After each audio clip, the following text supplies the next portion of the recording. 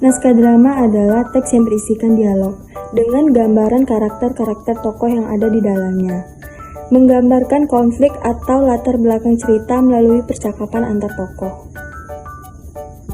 Struktur naskah drama. Struktur naskah drama dibagi menjadi 3. Yang pertama ada prolog, yang kedua ada dialog, dan yang ketiga ada epilog. Yang pertama ada prolog. Prolog merupakan kata-kata pembuka, pengantar atau latar belakang yang umumnya disampaikan oleh narator atau tokoh tersebut. Yang kedua ada dialog.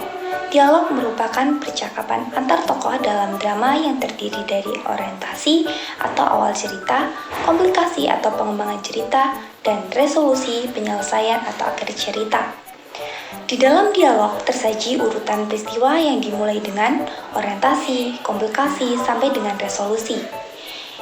Yang pertama ada orientasi. Orientasi adalah bagian awal cerita yang menggambarkan situasi yang sudah atau sedang terjadi. Yang kedua ada komplikasi.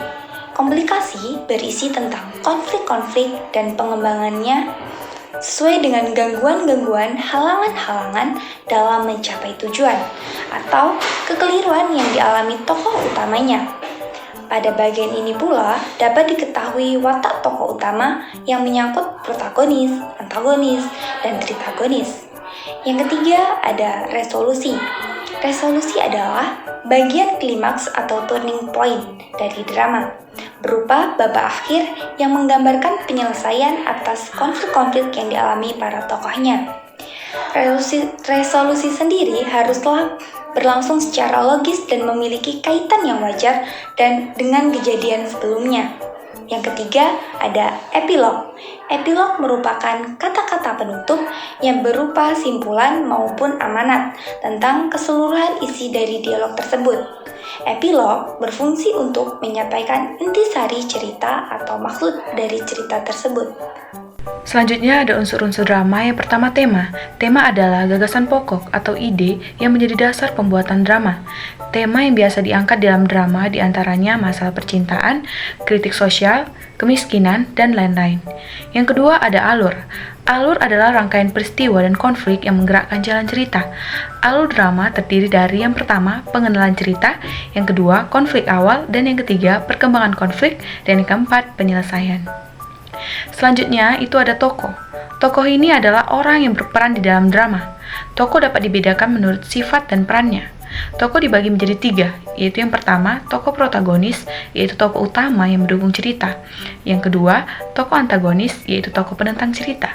Dan yang ketiga, tokoh tritagonis, yaitu tokoh pembantu baik tokoh protagonis maupun antagonis. Baik, adapun unsur-unsur naskah drama yang keempat yaitu ada penokohan. Penokohan adalah penggambaran sifat batin seorang tokoh dalam cerita. Perwatakan bisa digambarkan dengan dialog, ekspresi, atau tingkah laku. Yang kelima yaitu ada latar. Latar biasa disebut juga sebagai setting. Latar cerita dibagi menjadi 3, yaitu ada keterangan tempat, waktu, dan suasana. Yang keenam yaitu ada sudut pandang.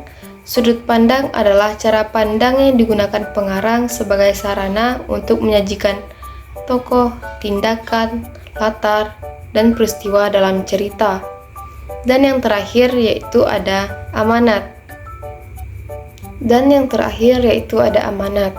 Amanat adalah pesan yang disampaikan oleh seorang pengarang kepada penonton atau pembaca.